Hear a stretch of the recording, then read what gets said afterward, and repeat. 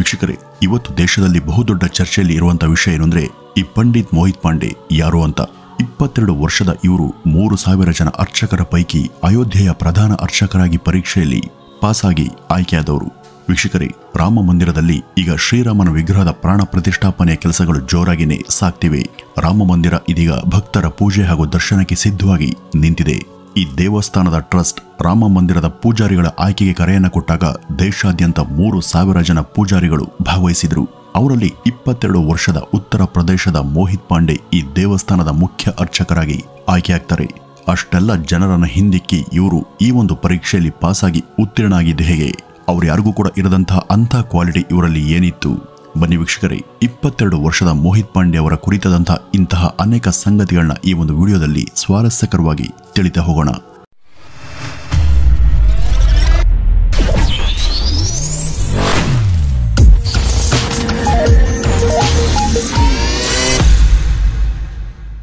ವೀಕ್ಷಕರೇ, ಅಯೋಧ್ಯೆ ಎಂಬ ರಾಮ ಜನ್ಮಭೂಮಿಯ ರಾಮ್ಲಲ್ಲಾ ಮಂದಿರದಲ್ಲಿ ರಾಮನ ಪೂಜೆ ಮಾಡೋದಂದ್ರೆ ಅದು ನಿಜಕ್ಕೂ ಬಹಳ ದೊಡ್ಡ ಬಾಧ್ಯತೆನೇ ಸರಿ. ಅದು ಈಗ ಸಣ್ಣ ವಯಸ್ಸಿನ ಯುವಕರಾದಂಥ ಮೋಹಿತ್ ರವರಿಗೆ ಸಿಕ್ಕಿದೆ. ಈ ಹಿಂದೆ ಇಲ್ಲಿ ಸತ್ಯೇಂದ್ರ ದಾಸ್ ಎಂಬುವರು ಪೂಜಾರಿಗಳಾಗಿದ್ರು. ಇಷ್ಟು ಕಾಲ ಇವರು ಇಲ್ಲಿ ಪೂಜಾರಿಯಾಗಿ ತಮ್ಮ ಸೇವೆಯನ್ನ ನಿಷ್ಕಾಮದಿಂದ ಮಾಡಿದ್ರು. ಉತ್ತರ ಪ್ರದೇಶದ ಕಬೀರ್ ನಗರದ ನಿವಾಸಿಯಾದಂಥ ಇವರು ಆರಂಭದಿಂದನೂ ಕೂಡ ಶ್ರೀರಾಮನ ಅತಿದೊಡ್ಡ ಭಕ್ತರಾಗಿದ್ರು. 80ರ ದಶಕದಲ್ಲಿ ಅಯೋಧ್ಯೆಗೆ ಬಂದಂತ ಇವರು 90ರ ದಶಕದಲ್ಲಿ ಇಲ್ಲಿದ್ದಂಥ ಬಾಬ್ರಿ ಮಸೀದಿ ಧ್ವಂಸವಾದಾಗಿಂದನೂ ಕೂಡ ಈ ಮಂದಿರದ ಅರ್ಚಕರಾಗಿ ಮುಂದುವರೆದ್ರು. ಈಗ ರಾಮ ಮಂದಿರದಲ್ಲಿ ರಾಮ ವಿಗ್ರಹದ ಪ್ರಾಣ ಪ್ರತಿಷ್ಠಾಪನೆಯಾದಂಥ ನಂತರ ಕೆಲ ಕಾಲದವರೆಗೂ ಇವರೇ ಈ ಒಂದು ದೇಗುಲದ ಅರ್ಚಕರಾಗಿ ಕೆಲಸವನ್ನ ಮುಂದುವರಿಸ್ತಾರೆ ಅಂತ ಹೇಳಲಾಗ್ತಿದೆ. ಇವ್ರಿಗೆ ಈಗ 70ರ ಆಸುಪಾಸು. ಇನ್ನೇನು ತಮಗೂ ಕೂಡ ನಿವೃತ್ತಿಯಾಗುವಂತ ಸಮಯ ಬಂದಿದೆ. ಈ ದೇವಸ್ಥಾನಕ್ಕೆ ಇನ್ಮುಂದೆ ಹೊಸ ಅರ್ಚಕರ ಅಗತ್ಯ ಇದೆ ಅಂತ ಇವರು ಹೇಳಿದ್ರು. ಅದರಂತೆಯೇ ಉತ್ತರ ಪ್ರದೇಶದ ಸರ್ಕಾರ ಈ ದೇವಸ್ಥಾನದ ಅರ್ಚಕರ ಹುದ್ದೆಗಾಗಿ ದೇಶಾದ್ಯಂತ 3000 ಜನರ ಸಂದರ್ಶನವನ್ನ ಮಾಡಿತ್ತು. ಅವರೆಲ್ಲರೂ ಪೈಕಿ 22 ವರ್ಷದ ಮೋಹಿತ್ ಪಾಂಡೆ ಎಂಬ ಈ ವ್ಯಕ್ತಿ ಆಯ್ಕೆಯಾಗಿದ್ದಾರೆ. ಈ ಪರೀಕ್ಷೆಯಲ್ಲಿ ಅಭ್ಯರ್ಥಿಗಳಿಗೆ ಒಡೆದಂತ ಆ ಕಠಿಣ ಸವಾಲುಗಳು ಏನು? ಮೋಹಿತ್ ರವರು ಅವುಗಳನ್ನ ಗೆದ್ದು ಎದುರಿಸಿದ್ದು ಹೇಗೆ? ರಾಮ ಮಂದಿರದ ಟ್ರಸ್ಟ್ ಕಳೆದ ಅಕ್ಟೋಬರ್ನಲ್ಲಿ ಈ ದೇವಸ್ಥಾನದ ಅರ್ಚಕರ ಹುದ್ದೆಗೆ ಪ್ರಕಟಣೆಯನ್ನ ಹೊರಡಿಸಿತ್ತು. ಆ ಪ್ರಕಟಣೆಯಲ್ಲಿ ಅದು ದೇಗುಲಕ್ಕೆ ಆಯ್ಕೆಯಾಗೋರಿಗೆ ಕೆಲವು ಷರತ್ತುಗಳನ್ನು ಕೂಡ ವಿಧಿಸಿತ್ತು. ಅದರಲ್ಲಿ ಮೊದಲನೇದು, ಈ ದೇವಸ್ಥಾನಕ್ಕೆ ಅರ್ಚಕರಾಗಿ ಆಯ್ಕೆಯಾಗುವವರ ವಯಸ್ಸು 20 ರಿಂದ 30 ವರ್ಷದ ಒಳಗಿರಬೇಕು ಅಂತ ಹೇಳಲಾಗಿತ್ತು.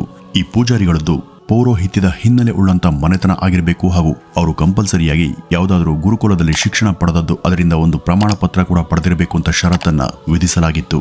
ಈ ಒಂದು ಹುದ್ದೆಗೆ ಎಲ್ಲ ಕಡೆ ಟೋಟಲ್ 3000 ಪೂಜಾರಿಗಳು ರಿಜಿಸ್ಟರ್ ಆಗಿದ್ರು ಹಾಗೂ ಇವರಲ್ಲಿ 2000 ಜನ ಮೌಖಿಕ ಹಾಗೂ ಲಿಖಿತ ಪರೀಕ್ಷೆಯೂ ಕೂಡ ಆಯ್ಕೆಯಾದ್ರು. ಅವರಲ್ಲಿ ಮೋಹಿತ್ ಕೂಡ ಒಬ್ಬರಾಗಿದ್ರು. ವೀಕ್ಷಕರೇ, ಈ ಪೂಜಾರಿಗಳ ಸಂದರ್ಶನ ಎಂಬುದು ಅತ್ಯಂತ ಕ್ಲಿಷ್ಟಕರವಾದದ್ದು. ಇದನ್ನು ನಡೆಸೋದಕ್ಕೆ ಬೃಂದಾವನದ ಪಂಡಿತರಾದಂಥ ಜೈಕಾಂತ್ ಮಿಶ್ರಾ, ಅಯೋಧ್ಯೆಗೆ ಸೇರಿದಂಥ ಮಿಥಿಲೇಶ್ ಅವರು ಮತ್ತು ನಂದಿನಿ ಶರ್ಮಾ ಹಾಗೂ ಸತ್ಯನಾರಾಯಣ ಎಂಬ ಪ್ರಾಜ್ಞರಿದ್ರು. ಇವರೆಲ್ಲರೂ ಕೂಡ ವೇದೋಪನಿಷತ್ತುಗಳಲ್ಲಿ ಮಹತ್ತರವಾದಂಥ ಜ್ಞಾನವನ್ನ ಹೊಂದಿದಂಥ ಜ್ಞಾನಿಗಳು. ಪರೀಕ್ಷೆಗೆ ಆಯ್ಕೆಯಾದಂಥ 2000 ಪೂಜಾರಿಗಳು ಸಂದರ್ಶನಕ್ಕೆ ಸಿದ್ಧತೆಯನ್ನು ಮಾಡಿಕೊಳ್ಳುವಲ್ಲಿ ನಿರತರಾಗಿದ್ರು. ಅವರೆಲ್ಲ ಪರೀಕ್ಷೆಯ ಸಲುವಾಗಿ ದೇಶದ ವಿವಿಧ ಕಡೆಗಳಿಂದ ಅಯೋಧ್ಯೆಗೆ ಬಂದ್ರು. ಈ ಒಂದು ಪರೀಕ್ಷೆ ಅಯೋಧ್ಯೆಯ ಕರಸೇವಕ್ಪುರಂನಲ್ಲಿ ನಡೆದಿತ್ತು. ಅಲ್ಲಿಗೆ ಬಂದವರನ್ನೆಲ್ಲ ಕೂರಿಸಿಕೊಂಡು ವೇದ ಪಾರಾಯಣದ ಪಂಡಿತರು ಅನೇಕ ಪ್ರಶ್ನೆಗಳನ್ನ ಕೇಳಿದ್ರು. ಇವುಗಳಲ್ಲಿ ರಾಮನ ಕುರಿತಾದಂತಹ ಹಲವು ಪ್ರಶ್ನೆಗಳಿದ್ವು. ರಾಮನ ಪೂಜೆಗೆ ಬೇಕಾದಂತ ಅರ್ಹತೆ ಏನು? ಸಂಧ್ಯಾ ವಂದನೆ ಅಂದ್ರೆ ಏನು? ಅದನ್ನ ಮಾಡೋದು ಹೇಗೆ? ರಾಮನ ಪೂಜೆಯ ಮಂತ್ರ ಹಾಗೂ ಶ್ಲೋಕವೇನು? ಅದನ್ನ ಉಚ್ಚರಿಸುವುದು ಹೇಗೆ? ಈ ಪೂಜೆಯ ಕಟ್ಟು ಕಟ್ಟಳೆಗಳು ಏನು? ಈ ರೀತಿ ಮುಂತಾದ ಅನೇಕ ಅಗತ್ಯ ಹಾಗೂ ಗಂಭೀರ ಪ್ರಶ್ನೆಗಳನ್ನ ಅಲ್ಲಿ ಕೇಳಲಾಯಿತು. ಕಾರಣ, ಇಲ್ಲಿ ಸತ್ಯೇಂದ್ರ ದಾಸ್ರವರ ನಂತರ ಅವರ ಜಾಗಕ್ಕೆ ಬರೋದು ಸುಲಭ ಅಥವಾ ಅನಾಯಾಸದ ಕೆಲಸ ಅಲ್ಲ. ಈ ಒಂದು ಕೆಲಸಕ್ಕೆ ಬರೋದಕ್ಕೆ ಹಲವು ವಿಧದ ಅರ್ಹತೆಗಳಿರಬೇಕು. ಆ ಜಾಗಕ್ಕೆ ಬಂದು ಕೂರೋರು ದೇವರ ಪೂಜೆಗೆ ಸಂಬಂಧಪಟ್ಟಂತ ಎಷ್ಟೋ ವಿಷಯಗಳನ್ನ ತಿಳಿದುಕೊಂಡಿರಬೇಕು. ಸರಳವಾಗಿ ನಿಮಗೆ ಹೇಳುವುದಾದ್ರೆ, ಇದು ಅಲ್ಲಿಗೆ ಬಂದಿದ್ದವರಿಗೆ IAS ಪರೀಕ್ಷೆ ಇದ್ದಾಗೇನೆ. ಅಂತಿಮವಾಗಿ ಇವರಲ್ಲಿ 21 ಜನರನ್ನ ಮಾತ್ರ ಅದರ ಅರ್ಚಕರನ್ನಾಗಿ ಆರಿಸಿಕೊಂಡ್ರು. ಇದರಲ್ಲಿ ಒಬ್ಬರು ಪ್ರಧಾನ ಅರ್ಚಕರಾದ್ರೆ ಉಳಿದವರು ಅವರಿಗೆ ಸಹಾಯಕ ಅರ್ಚಕರಾಗಿ ಕೆಲಸ ಮಾಡಬೇಕು. ಪ್ರಧಾನ ಅಥವಾ ಮುಖ್ಯ ಅರ್ಚಕರಾಗಿ 22 ವರ್ಷದ ಮೋಹಿತ್ ರವರು ಆಯ್ಕೆಯಾದ್ರು. ಅಷ್ಟು ಜನರಲ್ಲಿ ಇವರ ಹೆಸರು ಸಾಕಷ್ಟು ವಿಷಯಗಳಲ್ಲಿ ಹೆಚ್ಚೆಚ್ಚು ಚರ್ಚೆಗೆ ಒಳಗಾಯಿತು. ಅಲ್ಲಿ ಅವ್ರಿಗಿಂತ ವಯಸ್ಸಿನಲ್ಲಿ ದೊಡ್ಡವರು ಕೂಡ ಇದ್ರು. ಅವರನ್ನೆಲ್ಲ ದಾಟಿ ಈ ಮೋಹಿತ್ ಅಷ್ಟು ಜವಾಬ್ದಾರಿಯುತ ಸ್ಥಾನಕ್ಕೆ ಆಯ್ಕೆಯಾಗಿದ್ರು. ಈ ಮೋಹಿತ್ ರವರನ್ನ ಸತ್ಯೇಂದ್ರ ದಾಸ್ ರವರು ತುಂಬಾ ಇಷ್ಟಪಟ್ಟಿದ್ರು ಹಾಗೂ ಅವರಲ್ಲೆಲ್ಲ ಈ ಮೋಹಿತ್ ರವರೇ ಯಾಕೆ ಆಯ್ಕೆಯಾದ್ರು ಅನ್ನೋದಕ್ಕೆ ನಾರಾಯಣ್ ರವರು ಈ ರೀತಿ ಹೇಳ್ತಾರೆ. ಈ ಮೋಹಿತ್ ಸೀತಾರಾಮ್ ನಗರ್ನ ನಿವಾಸಿ. ಅಲ್ಲೆಲ್ಲ 16 ವರ್ಷದ ಮಕ್ಕಳು ಆಟಗಳಲ್ಲಿ ಕಾಲವನ್ನ ಕಳೆದ್ರೆ ಆ ವಯಸ್ಸಿನಲ್ಲಿಯೇ ಈ ಮೋಹಿತ್ ವೇದ ಪುರಾಣಗಳ ಕಲಿಕೆಯಲ್ಲಿ ಶ್ರದ್ಧೆಯನ್ನ ವಹಿಸಿದ್ರು. ಪೂಜೆ ಪುನಸ್ಕಾರ ಹಾಗೂ ಪೌರೋಹಿತ್ಯಗಳಲ್ಲಿ ಆಸಕ್ತಿ ಇದ್ದಂಥ ಇವರು ಚಿಕ್ಕಂದಿನಲ್ಲೇ ದೀಕ್ಷೆಯನ್ನು ಪಡೆದು ತಿರುಪತಿಗೆ ಹೆಚ್ಚಿನ ವೇದ ಅಧ್ಯಯನಕ್ಕೆ ಹೋಗ್ತಾರೆ. ಅಲ್ಲಿ ಅನೇಕ ವರ್ಷಗಳ ಕಲಿಕೆ ನಂತರ ತಮ್ಮ PhD ಕೂಡ ಪೂರ್ತಿ ಮಾಡುವಂತ ಇವರು ಅಯೋಧ್ಯೆಯ ಮಂದಿರಕ್ಕೆ ಪೂಜಾರಿಗಳು ಬೇಕು ಎನ್ನುವ ಪ್ರಕಟಣೆ ನೋಡಿ ಅದಕ್ಕೆ ತಾವು ಕೂಡ ಅರ್ಜಿಯನ್ನ ಹಾಕ್ತಾರೆ. ಮೋಹಿತ್ ರವರ ದಿನಚರಿ ಕೂಡ ಈ ಒಂದು ನಿಟ್ಟಿನಲ್ಲಿ ಸಮಂಜಸವಾಗಿದೆ.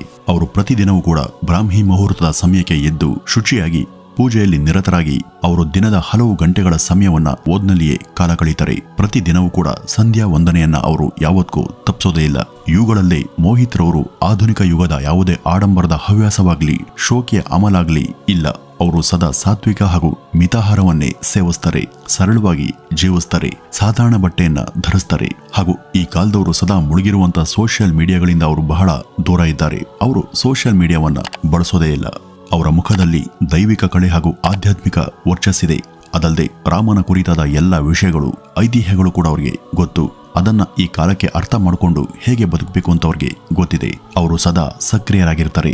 ಯಾವುದೇ ದುರಭ್ಯಾಸಗಳು ಇರದಂತ ಅವರು ಆಲಸ್ಯದಿಂದ ಸದಾ ದೂರ.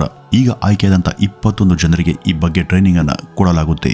ಈ ಮೋಹಿತ್ ಕೂಡ ಈ ತರಬೇತಿಯಲ್ಲಿ ಪಾಲ್ಗೊಂಡು ಅದು ಮುಗಿದ ಬಳಿಕ ಅದರಲ್ಲೂ ಅನೇಕ ಹೊಸ ವಿಷಯಗಳನ್ನ ಕಲಿತು ಹೊರಬಂದು ಮುಂದೆ ತಮ್ಮ ಕರ್ತವ್ಯ ಮುಂದುವರಿಸ್ತಾರೆ. ಇದೆಲ್ಲದರ ಬಳಿಕ ಅಷ್ಟೇ ಇವರಿಗೆ ರಾಮ ಪೂಜೆ ಅಧಿಪತ್ಯವನ್ನ ವಹಿಸಿಕೊಡಲಾಗುತ್ತೆ. ಇವರೆಲ್ಲ ಇದಕ್ಕಾಗಿ ಈ ಟ್ರೈನಿಂಗ್ ಅನ್ನ ಮುಗಿಸಿ ಅದರಲ್ಲೂ ಕೂಡ ಪಾಸ್ ಆಗಬೇಕು. ಪಾಸ್ ಆಗದೆ ಉಳಿದವರನ್ನ ತೆಗೆದುಹಾಕಿ ಅವರ ಬದಲಿಗೆ ಅಲ್ಲಿ ಹೊಸಬ್ರನ್ನ ರೀಪ್ಲೇಸ್ ಮಾಡಲಾಗುತ್ತೆ. ಮುಂದೆ ಅವ್ರಿಗೂ ಕೂಡ ಸೂಕ್ತ ತರಬೇತಿಯನ್ನ ಕೊಟ್ಟೆ ಅವರಿಗೆ ಸಲ್ಲುವಂತ ಸ್ಥಾನಮಾನವನ್ನ ಕೊಡಲಾಗುತ್ತೆ. ಅನೇಕರು ಈಗಾಗಲೇ ಮೋಹಿತ್ ಪಾಂಡೆ ಅವರು ಈ ದೇಗುಲದ ಮುಖ್ಯ ಅರ್ಚಕರಾಗಿ ಹೋಗಿದ್ದಾರೆ ಅಂತ ನಂಬಿದ್ದಾರೆ. ಆದ್ರೆ ಅವರು ಅಲ್ಲಿಗೆ ಇನ್ನೂ ಆಯ್ಕೆಯಾಗಿಲ್ಲ. ಆಯ್ಕೆಯಾದ ನಂತರ ಕೂಡ ಇವರು ಹಿರಿಯ ಅರ್ಚಕರಾದಂಥ ಸತ್ಯೇಂದ್ರ ದಾಸ್ ರವರ ಆದೇಶದಂತೆಯೇ ಕೆಲಕಾಲ ಮುಂದುವರಿಬೇಕಾಗುತ್ತೆ.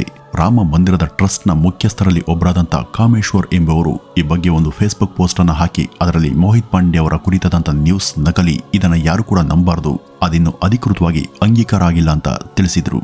ರಾಮ ಮಂದಿರದಲ್ಲಿ ಇನ್ನೂ ಕೂಡ ಸತ್ಯೇಂದ್ರ ದಾಸ್ರವರೇ ಅರ್ಚಕರಾಗಿ ಮುಂದುವರಿತಾ ಇದ್ದು ಈಗ ಆಯ್ಕೆಯಾಗಿರುವಂತಹ ಹೊಸ 21 ಜನ ಅರ್ಚಕರು ಆ ತರಬೇತಿ ಮುಗಿದು ಅದರಲ್ಲಿ ಪಾಸಾದವರನ್ನ ಮಾತ್ರನೇ ಅರ್ಚಕರನ್ನಾಗಿ ನೇಮಿಸಿಕೊಳ್ಳಲಾಗುತ್ತೆ. ಮೋಹಿತ್ ಈ ಮುನ್ನ ಇದ್ದ ಪರೀಕ್ಷೆಗಳಲ್ಲಿ ಉತ್ತೀರ್ಣರಾಗಿದ್ದರೂ ಕೂಡ ಟ್ರೈನಿಂಗ್ ಇನ್ನೂ ಮುಗಿಸಿಲ್ಲ.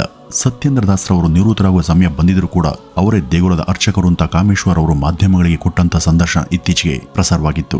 ಇದೇ ಜನವರಿ 22ರಂದು ರಾಮ್ಲಲ್ಲಾ ವಿಗ್ರಹ ಅಲ್ಲಿ ಪ್ರಾಣ ಪ್ರತಿಷ್ಠಾಪನೆಯಾಗಲಿದ್ದು ಇಲ್ಲಿ ಮೊದಲ ಪೂಜೆಯನ್ನ ಸತ್ಯೇಂದ್ರ ದಾಸ್ರವರೇ ಮಾಡಲಿದ್ದಾರೆ. ರಾಮನಂದಿ ಪೂಜಾ ವಿಧಿಯ ಅನುಸಾರನೇ ಇಲ್ಲಿ ರಾಮ ಪೂಜೆ ನಡೆಯಲಿದೆ.